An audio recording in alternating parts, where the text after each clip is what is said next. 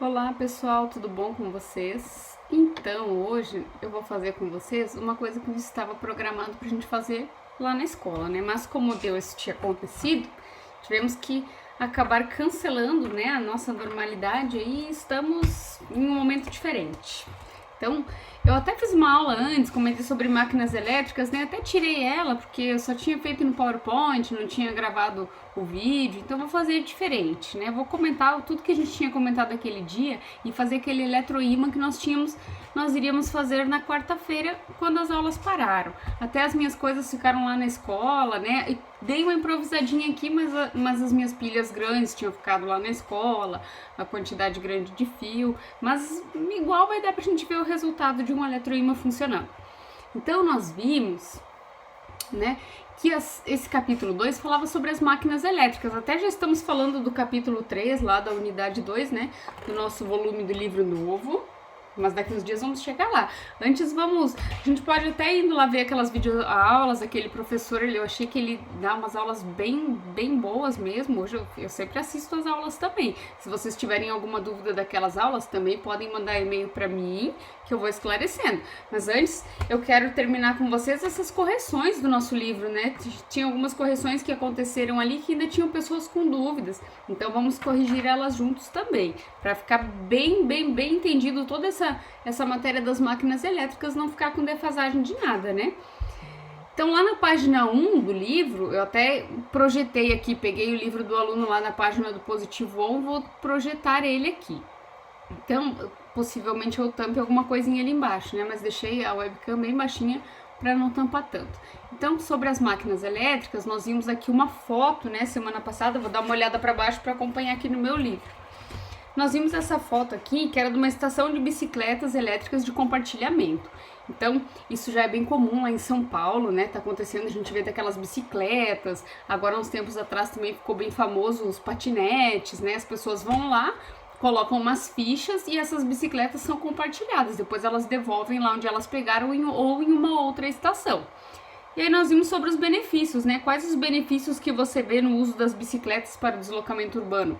Já imaginou num trânsito de São Paulo, que para você andar 1 quilômetro às vezes leva horas, com uma bicicleta dessa? Seria muito fácil. Aquele 1 quilômetro seria feito muito mais rápido. Então, um benefício, além de não poluir o meio ambiente, né? Porque toda aquela fumaça soltada pelo escape do carro que vai causar essa poluição na nossa atmosfera, essa bicicleta não vai ter, né? Esse grau de poluição que o nosso carro ocasiona, além, né, de se mover aí com maior facilidade no trânsito de São Paulo quando tiver o trânsito tiver muito alto, né, tiver muita gente no trânsito. Agora, se eu for pensar numa cidade como Medianeira, por exemplo, que o trânsito é bem pequeno, São Miguel, que o trânsito é bem pequeno, você não demora muito, você não pega engarrafamento. Então, na verdade, ela vai ser boa pelo meio ambiente, mas o conforto, então ali nós já vamos, né, chegar na questão 2, ó. Quais são as dificuldades ou desvantagens? Dificuldades. Imagina um dia de chuva, né? Se você está lá num dia de chuva no seu carro, você não se molha. Agora, se você tiver em uma bicicleta dessa, né, consequentemente você vai se molhar. Desvantagem. O conforto de sentar no banco de um carro, dirigir, né, ter aquele ar-condicionado dentro do carro é bem diferente dessa bicicleta, né? Pensa aí num sol do meio-dia quando estiver indo para casa, é bem mais confortável estar sentado em um carro, né, com um ar-condicionado. E a proposta 3 do compartilhamento de bicicletas elétricas é viável para nossa comunidade, né, para São Miguel? Eu acho que para todas as comunidades ela é viável, né? Visando aí a defesa do meio ambiente, ela vai ser boa para qualquer lugar. Porém, vai depender da adesão das pessoas, né? As pessoas, se preferirem ir de carro, não vai ter tanta saída, mas se elas adotarem a ideia, vai ser muito bom. E na 4, o uso de máquinas elétricas é sempre melhor do que outras opções? Sempre não, né? Devem com certeza ter algumas opções aí melhores que máquinas elétricas. E aí então nós vimos, né, dos objetivos da nossa disciplina, né, que era compreender as origens do eletromagnetismo e a ciência como construção humana e histórica. Então nós vimos sobre o eletromagnetismo dos ímãs, que o primeiro ímã que eles encontraram era um ímã natural, né, a magnetita, que era uma rocha, que ela sugava, né, colava o ferro. E esse foi o primeiro ímã natural de que se teve conhecimento. E aí nós vimos que existem ímãs artificiais, né, que é exatamente, até nós vamos fazer um ímã artificial aqui, um eletroímã. E aí nós comentamos também, então, identificar e classificar diferentes fontes, né, renováveis e não renováveis de energia, tipo de energia utilizada em residências, comunidades ou cidades. Então nós vimos ali das hidrelétricas, termoelétricas, energia eólica, né, nós já comentamos sobre isso. O terceiro item era calcular o consumo de eletrodomésticos por meio de dado de potência, né? Então nós tínhamos ali duas fórmulas para calcular a potência, já vimos algumas coisas, mas ainda vamos corrigir exercícios, né? Vamos completar esta apostila inteirinha. Proporções coletivas para otimizar o uso de energia elétrica em sua escola e comunidade com base na seleção de equipamentos segundo os critérios de sustentabilidade. Então, e hábitos de consumo responsável. Então, a gente viu lá num exercício que existe aquele selo Procel. Aquele selo nos mostra qual que é o equipamento elétrico que consome menos, né? A gente vê lá a potência, vê o consumo. Então, vamos aqui abordar ações para economizar a nossa energia elétrica, tanto em casa quanto na escola, né? Porque isso é a defesa do meio ambiente. Discutir e avaliar usinas de geração de energia elétrica, que nós comentamos, suas semelhanças e diferenças e impactos socioambientais. Como é que a energia chega e é usada na sua cidade, comunidade, casa e escola. Então, nós vimos ali, por exemplo, que a energia que nós utilizamos aqui na região, né, é proveniente de hidrelétrica. Até nós estamos aí em Foz do Iguaçu, saíram vários vídeos hoje, estava olhando lá no Guia Medianeira, do lago, né, do Lago Paraná, que tá bem, Rio Paraná, que ele tá bem baixo, além do lago também de Itaipu, né? O Rio Paraná, ele está bem baixo. Eu vi vídeo hoje lá no Guia Medianeira de pessoas atravessando ele a pé, do Brasil pro Paraguai. E aí, então, aqui nós já tínhamos até comentado, né, sobre a produção e a distribuição de energia elétrica no mundo, né? E a energia elétrica ela é um fator principal para que um país se desenvolva. Imagina uma grande fábrica sem existir energia elétrica, né? Então, como que vai ter desenvolvimento econômico de um local se não tiver energia disponível para essas fábricas funcionarem? Ou para essas pessoas se locomoverem, ou para essas pessoas terem o seu bem-estar em casa, por exemplo. Já imaginou como seria a nossa casa se não existisse luz? Se não existisse eletricidade? Né? Quando a gente precisasse armazenar qualquer alimento, não ia ter uma geladeira, por exemplo, para nós conservarmos esse alimento. E isso é uma realidade que os antigos tinham, né? Então, se você conversar aí com bisavô, avô, muitas histórias eles vão contar de coisas que hoje para nós, né, são inimagináveis, mas que era uma realidade para eles.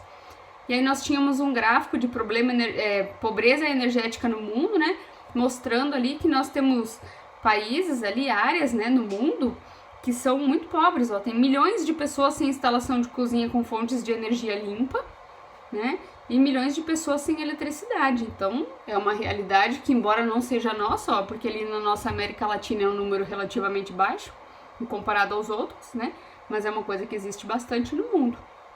A China que tá lá com bastante eletricidade, ó, para as pessoas. E aí nós vimos, então, que, né, comentamos aqui, nessa parte aqui de baixo, que para o país se desenvolver bastante, as pessoas precisam ter acesso à energia, né, essas grandes fábricas, tudo. O desenvolvimento de um país, ele está intimamente ligado à presença de energia. E aí, com isso, nós vimos que, lá nas últimas linhas, ó, como que surgiu a produção de energia em larga escala? A resposta está em um campo da ciência chamada eletromagnetismo. E aí, para o eletromagnetismo, nós tínhamos aqui uma foto de uma bússola. Tinha até aquela questão, né, bem comentada sobre a bússola, que nós já vamos voltar nela. Então, nós vimos que desde o começo, né, da história aí, a eletricidade, os fenômenos magnéticos eram uma coisa conhecida desde a antiguidade e sempre despertou muita curiosidade. E aí, então, as bússolas, né, até hoje, elas são um grande feito, né, existe muita A bússola ela é muito famosa, né, para as pessoas aí na época das grandes navegações conseguirem se projetar no mar e conseguir chegar em algum lugar, né? Então era o que se tinha de mapa naquela época. E aí foram construindo, claro, os mapas, mas aí eles precisavam se localizar através desse instrumento, né, que é a bússola. Então a bússola, olha só ali embaixo o que está escrito, ó, ela é o ímã artificial, que ela se alinha com o magnetismo da Terra. E nós vimos que o magnetismo da Terra, depois nós vamos comentar, ela é invertido. Então, os seus polos magnéticos são diferentes dos seus polos geográficos, mas nós vamos chegar ali mais pra frente. E aí nós vimos, então, que existia uma rocha, uma pedra, existe ainda, né? Chamada magnetita, e ela é um ímã natural. Então, as pessoas lá na antiguidade começaram a perceber que essa pedra, ela tinha um campo magnético, ou seja, ela atraía coisas de ferro, né? Como um clipe, por exemplo. E os ímãs, então, são, né, até sublinhei ali, materiais que têm a capacidade de atrair outros corpos, né? Tá mostrando aqui, ó. Outros corpos e interagir com outros ímãs. E eles têm dois polos, que é o polo sul e o polo norte.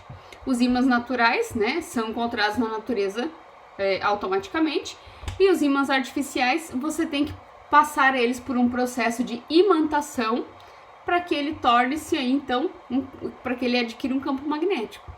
Então, existem ímãs que não são, né, naturais. E aí, outra coisa que existe é um ímã que você pode ligar e desligar. Então, o ímã, quando ele é imantado, como esse ímã artificial, ele vai apresentar o seu polo sul, seu polo norte, e ele vai apresentar suas características magnéticas. E quando ele for um eletroímã, é um ímã que pode ser ligado e desligado a qualquer momento. Então, isso existe. E aí, esses eletroímãs, eles são utilizados geralmente nos motores de máquinas elétricas. Então, se você desmontar aí um motor de máquina elétrica, de um liquidificador, de um ventilador, de um secador de cabelo, você vai encontrar, né, um eletroímã, porque ali gera-se um campo magnético, né, e gera-se então todo um movimento aí dentro desse motor para ocorrer a transformação dessa energia. Então, aqui embaixo dizia exatamente isso, ó, que o eletroímã era aquele ímã que poderia ser ligado e desligado.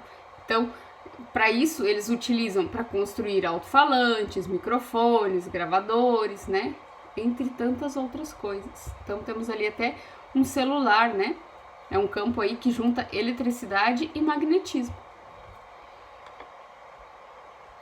E aí aqui era aquele quadrinho, né, que gerou uma dúvida lá naquela questão que nós comentamos antes, sobre a magnetosfera.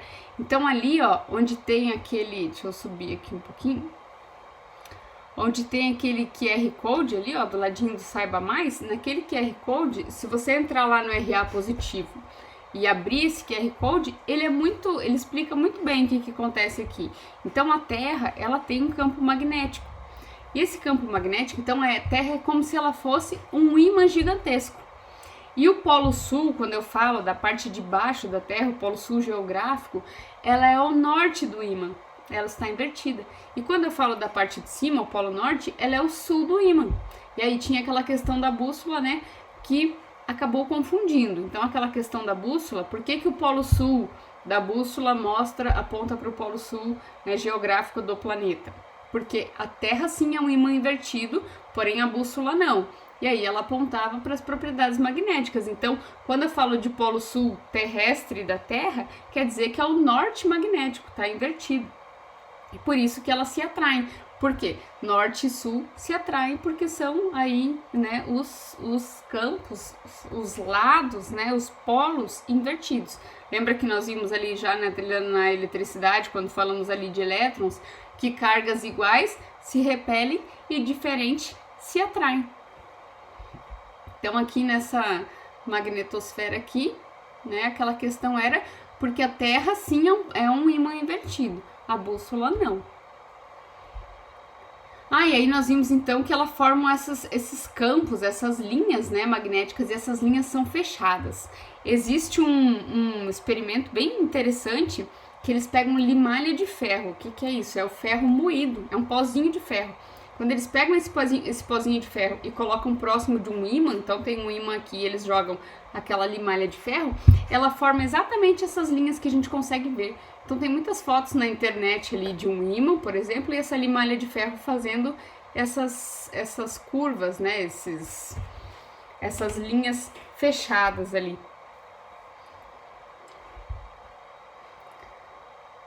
E aí nós vimos então, né, que um cientista chamado Hans Oersted estava fazendo uns experimentos, né, relacionados à energia elétrica próximo de uma bússola.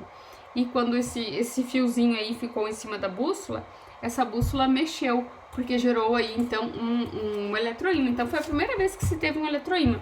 O que ele fez? Ele estava trabalhando com energia elétrica, né, com o interruptor desligado, a bússola estava parada. Quando ele ligou o interruptor, essa bússola apresentou-se aí um deslocamento, né? Essa agulha começou a mudar de direção.